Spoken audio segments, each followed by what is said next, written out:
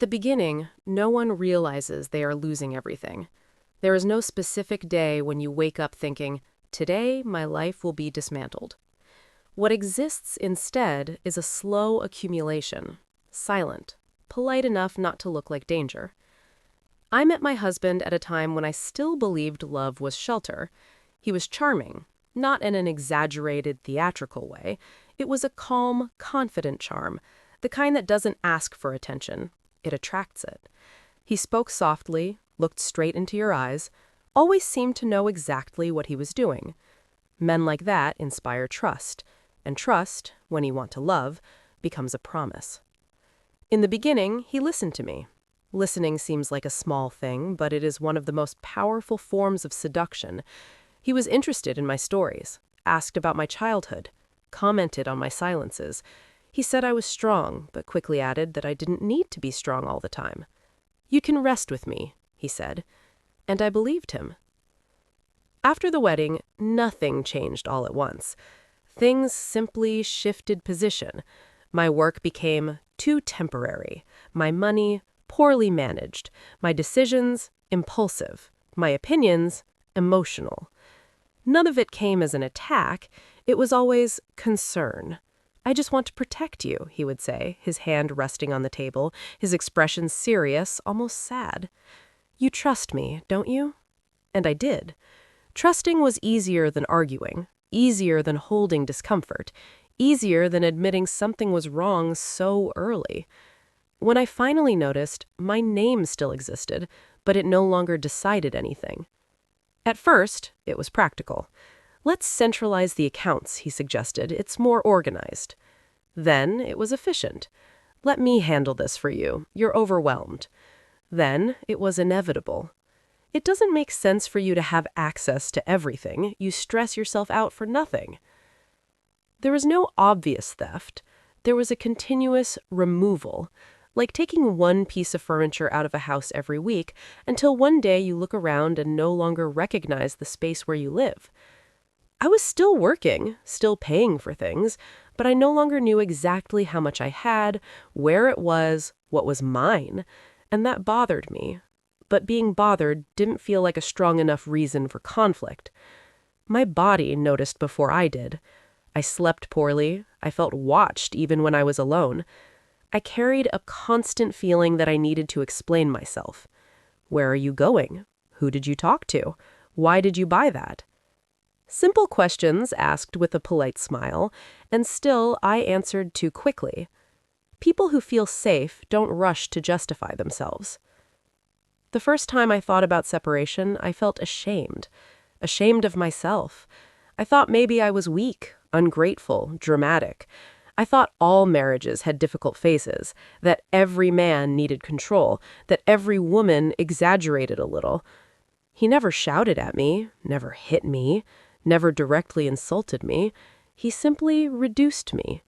And reduction leaves no visible marks. It leaves silence. When he spoke about divorce, it wasn't during a fight. It was in a tone that was far too calm. "I think we've lost each other," he said, sitting at the table, stirring coffee that had already gone cold. "And I'm tired of carrying everything alone." Carrying everything. That sentence echoed inside me. "What are you talking about?" I asked. He slowly lifted his eyes. "You know." I didn't. But in that moment, I felt clearly that something much bigger than the end of the marriage was being prepared. The divorce was not a rupture. It was the next step in a plan that had been under construction for a long time, and I still didn't understand the cost. Only knew it would be high. After he mentioned divorce, nothing changed on the surface, and that was the most disturbing part. He continued living with me, continued drinking coffee from the same cup, continued asking whether I wanted sugar or sweetener, as if that still mattered. But something had been removed from the air, a kind of invisible oxygen.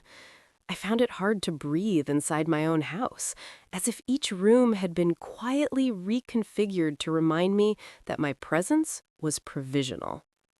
He spoke less, and when he did, it was always at the wrong moment, never when I was prepared. I'm going to talk to a lawyer, he said one night while I was washing dishes. He didn't turn around, didn't explain anything else. The water kept running. The plate slipped from my hands and hit the sink harder than it should have. Already? I asked. It's better to be rational, he replied. The less drama, the better for everyone. Drama. That word began to follow me through the house. Soon after, he started to organize. Organize documents, organize folders, organize contracts, all under the pretense of making the process easier.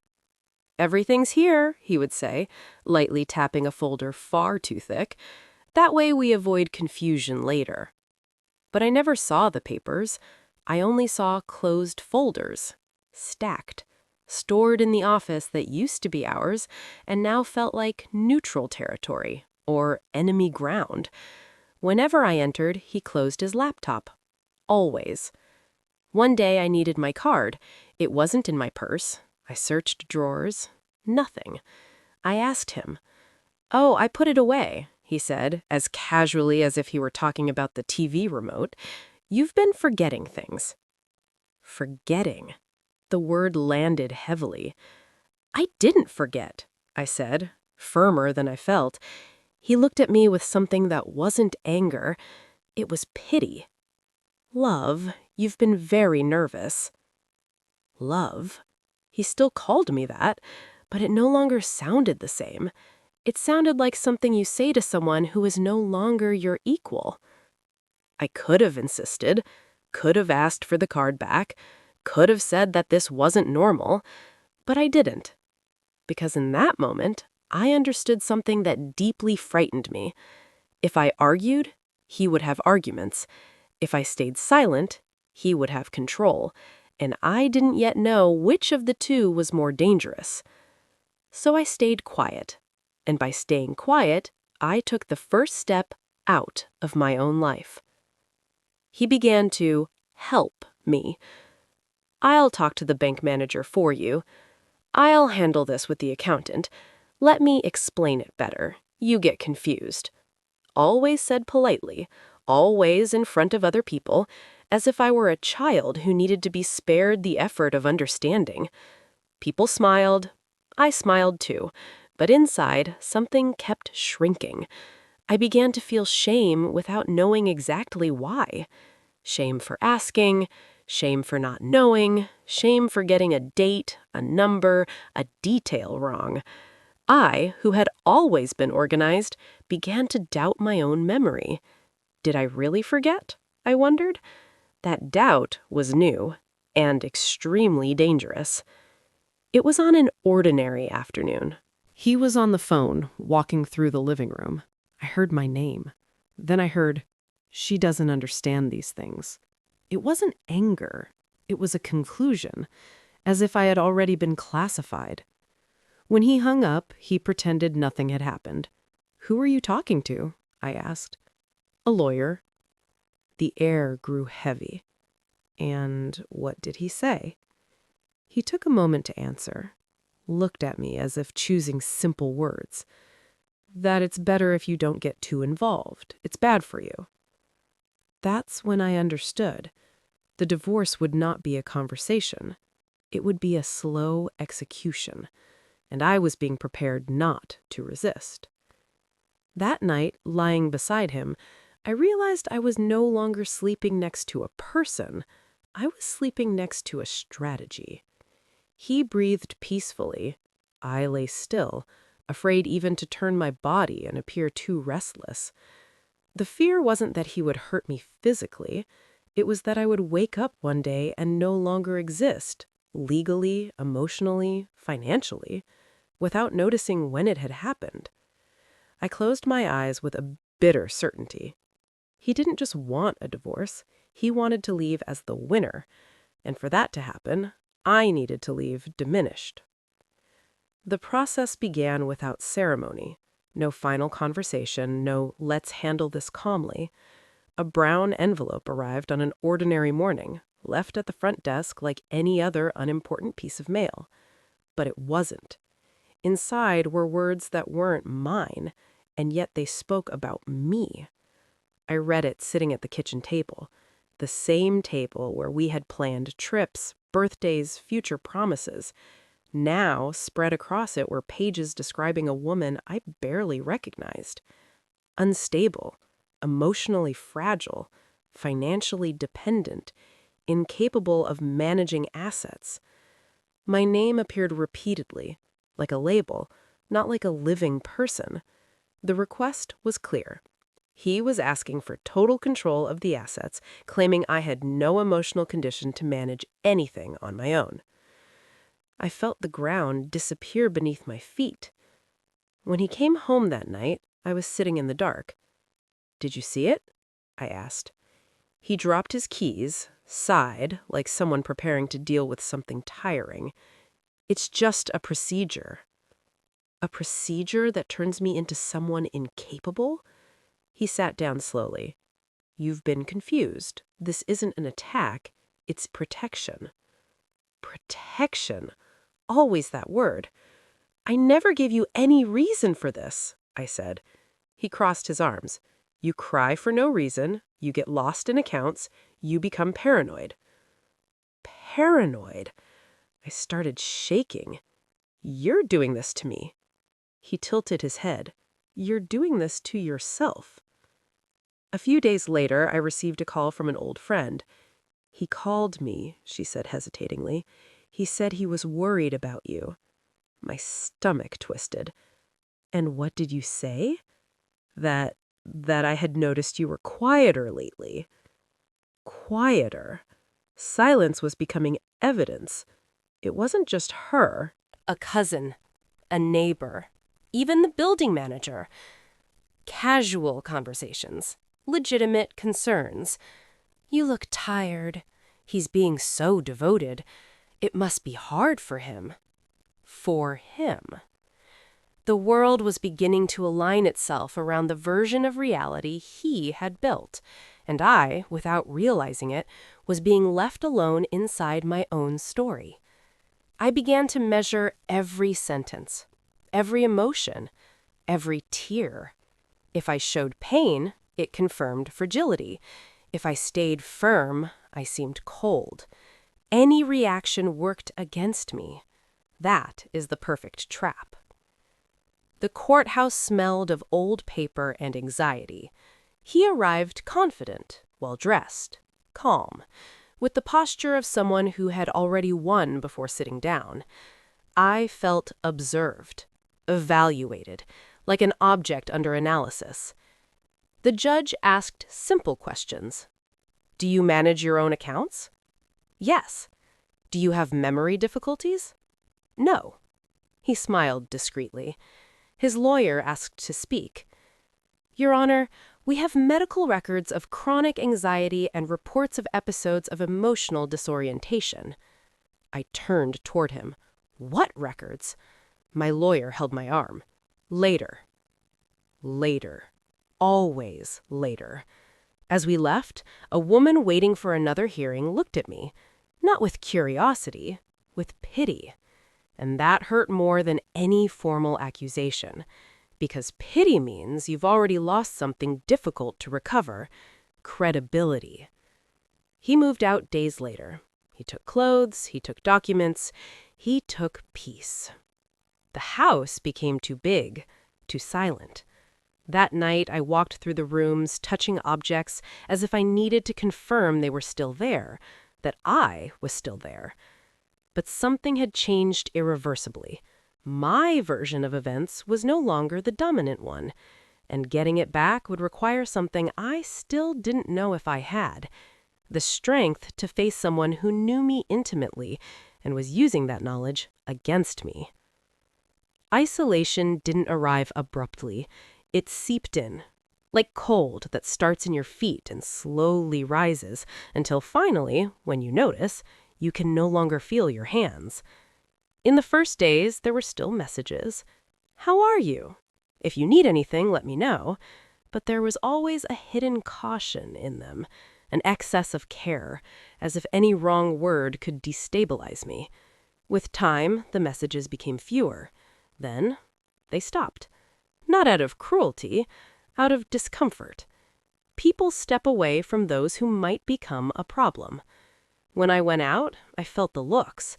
They weren't hostile, they were evaluative, as if they were silently deciding whether I was reliable, whether I was exaggerating, whether I was unstable. And the cruelest part? I began to ask myself the same questions. Alone, the house felt larger. Every step was too loud. Every thought reverberated. I began to doubt simple memories. Did he really say that? Or did I misunderstand? I replayed entire conversations, searching for flaws in myself. This is the most perverse effect of prolonged manipulation. You become your own prosecutor. It came in an unexpected call. It was his lawyer. "Ma'am, we would like to avoid more drastic measures." Drastic? What measures? I asked. "A formal request for psychological evaluation." My heart raced. Based on what? Consistent reports of emotional instability. Reports. Plural. If you cooperate, everything can be resolved more calmly. Calmly for whom? I hung up and sat on the floor. I didn't cry. I froze. Because I understood something terrible. They were trying to turn my suffering into a diagnosis. And diagnosis becomes document. Document becomes evidence. That night, I had a crying spell. Not loud, not dramatic. A silent cry that seemed to have no beginning and no end. The next day, I regretted it, and that was even worse because I began to police my own emotions as if feeling was a legal risk. I met Bianca days later. She looked at me with too much care. "Are you okay?" she asked. "I am," I answered, too quickly. Too quickly. She touched my arm. "He said you've been confused." My stomach dropped. "And do you believe him?" She hesitated. Hesitation is an answer. "I don't know," she said. "I'm worried." Worried. Another word that diminished me. That night, I thought maybe it would be easier to give in, accept a bad deal, give things up, stop fighting. The exhaustion didn't come from the process. It came from the constant feeling of being watched, evaluated, measured. I no longer wanted to prove I was capable. I just wanted to rest. And that frightened me deeply, because giving up was starting to feel like relief. It was a minimal detail. An old bill I found in a drawer, a number that didn't add up. Then another, and another. Small discrepancies. Discrete. Almost invisible, but constant. Something didn't match. And for the first time in weeks, I felt something other than fear. Anger. Not explosive, focused, silent. The kind of anger that wakes you up. If he was so certain I was incapable, why did he need to hide numbers? Doubt changed sides, and with it, something inside me began to reorganize. Anger didn't arrive as an explosion. It arrived as clarity. It was a strange feeling after weeks of confusion. Everything inside me suddenly went quiet, as if someone had closed a heavy door between fear and thought. I didn't want confrontation. I didn't want immediate justice. I wanted to understand. And understanding, at that moment, had to be done without anyone knowing. I started sleeping very little, not because of anxiety, but because of attention. I waited until the house was completely still, as if even the air had gone to sleep. Only then did I get up. I opened drawers I hadn't touched in years, forgotten folders, boxes filled with old receipts. I wasn't looking for anything specific. I was looking for patterns. And patterns appear when you look without hurry. First, it was a strange bank fee. Then, withdrawal I didn't remember making. Then, a duplicated payment to the same company in different months with nearly identical amounts. Nearly. That word kept pulsing in my mind. Companies with generic names, vague consultancies, services that had never been discussed, each one too small to raise suspicion on its own. But together, they formed a trail. The biggest shock wasn't realizing the money, it was realizing how long it had been happening. Years, not months. Years of gentle, organized, systematic withdrawals. He hadn't started when the marriage ended. He had started when the marriage seemed most stable.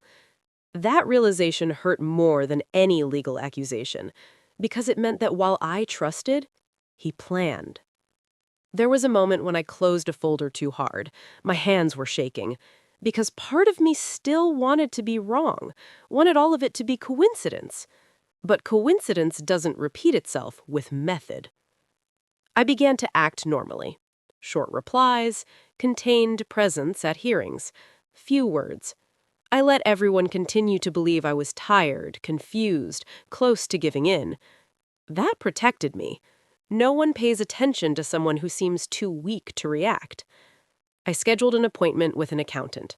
I didn't tell my story. I didn't mention divorce. I only brought numbers. "Do you see anything strange?" I asked. He analyzed them in silence, the silence of someone who already understands. "These discrepancies aren't random," he said finally. "Someone knew exactly how much could be taken without being noticed." My stomach tightened. "Is this a crime?" I asked. He looked at me carefully. "This is planning." I left there changed. Not relieved, awake. For the first time, the narrative he had built began to crack, because emotionally unstable people do not construct complex financial schemes. And he had bet everything on that image. That night, I set a silent roll. Nothing I discovered would be revealed before the right time. He thought he was in control, and for now, I would let him keep thinking that. Because now I understood something essential. The process was not just about losing everything. It was about making it seem natural that I lost. And that I would not allow. There is a specific moment when a victim stops being only a target. It's when she understands the mechanism. It's not strength, it's not courage, it's comprehension. And comprehension changes everything. I decided to look tired. Not theatrically, that would raise suspicion, but tired in the right way. Slower responses, a gaze that lingered a second too long, a posture slightly curved, nothing exaggerated, just enough to confirm the version of me that was already circulating. He needed to believe he was winning, and he did. At first, it was subtle. More confidence in his messages, carelessness in his words. "We can finish this soon," he wrote one day. "I don't want to see you suffer more than necessary." Suffer. He didn't realize how much that word exposed him. People who care don't speak like that. People who control do. At meetings with lawyers and mediators, I spoke little. When I did speak, I seemed hesitant. I don't know," I said sometimes. "Maybe he's right." My lawyer looked at me with contained concern. It was part of the plan. The less I looked like a threat, the more space he had to expose himself. He began to make mistakes. Small ones, but revealing. At one hearing, he spoke about an investment I had never heard of. "When we applied that amount," he said casually. The mediator frowned. "We?" He corrected himself too quickly. "I mean, when I applied it." But the record had already been made. Inside, I trembled, not with fear, with restraint. Every time he spoke too much, I had to control the impulse to react, to show that I knew. But revealing too early would be fatal. Victory in that game depended on timing. I distanced myself even more from people, not because I was weak, but because silence is also protection. The fewer versions circulating, the better. I needed to be predictable, and predictability is a form of invisibility. It was on a rainy afternoon that I found the document that confirmed everything. An internal transfer, an amount too large to be irrelevant, old enough to not be an accident. The destination? A company directly linked to him. There was no more doubt. That marriage had been for years a silent source of financing, and I had been the fertile ground. I sat on the living room floor. I didn't cry. I laughed, a low, joyless laugh, because I finally understood the real dimension of everything. The divorce wasn't the blow, it was the closing of an operation, and he believed he was about to close the books. The next day, I accepted a provisional agreement. Bad. Very bad. My lawyer tried to argue. "Trust me," I said, in a tone that left no space. He looked at me for a second, then nodded. It was the necessary sacrifice. Because by agreeing to lose now, I gained something far more valuable: time. And time in that game was the most dangerous weapon of all. When we signed that temporary agreement, he leaned slightly toward me. "Everything will be fine," he said, almost kindly. "You'll see." I smiled, small, contained. "I hope so," I replied. Inside, I thought, "It will be, but not for you." There comes a moment when those who believe they are in control begin to relax. It's imperceptible, a slip in tone, an unnecessary hurry, a confidence that no longer protects itself. He entered that stage exactly. After the provisional agreement, he changed. He didn't celebrate openly. That would have been too inelegant for the image he cultivated. But he was lighter.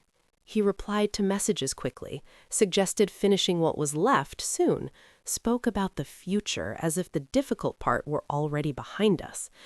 "So we can close this chapter," he said once, almost relieved. Close. He didn't know that chapters only end when both sides finish reading. Maybe out of carelessness, maybe out of arrogance, or maybe because he believed I was already too exhausted to understand anything, he returned partial access to some accounts. "So you can feel safer," he said. Safer. I accepted without showing interest, but that breach was everything. It didn't take long. The records were there. Dates, times, authorizations always made from the same device, always in the same time windows, always after specific arguments between us. It was as if he had learned exactly when I was emotionally most vulnerable and used that as his window of action. This wasn't just theft. It was systematic emotional exploitation. The bank confirmed something decisive. These transactions required two-factor authentication, the manager explained, and someone always confirmed. "I never confirmed anything," I said. He looked away. "Then someone confirmed for you." The sentence hung between us. Someone. Not error, not system failure. Someone. I sought out a new lawyer. I didn't tell everything at once. I observed. She listened without interrupting. When I finished, she closed the folder calmly. "He doesn't expect you to react," she said, "and that's your greatest advantage." "How long do I still have to pretend?" I asked. She thought before answering. "Until he makes the mistake he believes he no longer needs to avoid." It didn't take long. He requested the final hearing. "The sooner we resolve this, the better for you," he said. "For you. Always for you." I accepted, without hesitation. The day before the hearing, he called me. "Are you nervous?" he asked, almost affectionately. "A little," I replied. It wasn't a lie. "Trust me," he said. "I won't leave you helpless." Helpless. The right word used with the wrong intention. "I know," I replied, and hung up. I barely slept. Not out of fear of what was coming, but from the weight of everything that had already been. The concessions, the forced silence, the subtle humiliations. None of it would mean anything if I backed down now. And I wouldn't. I entered the room without looking at him. I sat down. I took a deep breath. When the judge asked if we were ready to close the case, his lawyer answered immediately, "Yes, Your Honor." Too confident. My lawyer looked at me. I nodded. "Yes," I said. "But before that, I would like to add some documents." The air changed. He looked at me for the first time that day, and in that look, I saw something new. Not anger, a faint, almost imperceptible trace of doubt. The first crack. And cracks, once they appear, never stop growing. The silence that followed my words did not come all at once. It formed gradually, as if the air itself had decided to stop circulating, forcing everyone in the room to pay attention. The judge adjusted his glasses. His lawyer leaned forward. He remained still. Too much confidence often delays reaction. "Which documents would those be?" the judge asked. My lawyer opened the folder. I felt the exact weight of that moment. There was no possible return. Bank reports were presented. Organized, chronological, undeniable. Transfers made without my consent, interconnected companies, dates that coincided with periods when I was emotionally fragile, something his own defense had used against me. The irony was almost cruel. "Do you confirm that you did not authorize these transactions?" the judge asked. "I do," I answered, steady. My voice did not tremble. He shifted in his chair, for the first time. His lawyer tried to interrupt. "Your Honor, this is a matter for another proceeding." "No," the judge cut in. "This completely changes the understanding of this case." The word completely echoed inside me. The judge turned to him. "Do you confirm that you carried out these operations?" He opened his mouth, closed it, looked at his lawyer, looked at me. "They were decisions made by the couple," he finally said. "Then why are all the authorizations coming from only one side?" the judge asked. Silence. A heavy silence. There was no technical answer to that.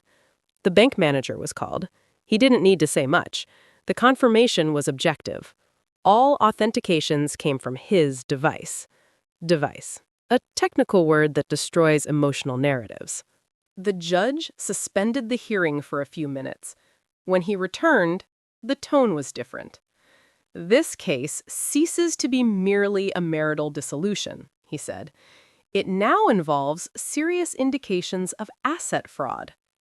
Serious indications. I took a deep breath. Not in relief, in closure. He finally looked at me fully. Without condescension, without false concern, without control. There was something close to panic. Not explicit, but there. He understood. Not that he would lose assets, but that he would lose the narrative. The judge ordered immediate freezing of the suspicious accounts, suspension of any request declaring me incapacitated, complete reassessment of the division of assets, and one more thing, referral of the material to the public prosecutor's office. That last sentence was the final blow. Outside, he tried to speak to me. "You destroyed everything," he said, his voice tense. I looked at him, calm. "No," I replied. "I simply stopped disappearing." He said nothing more, because there was no longer room for manipulation there.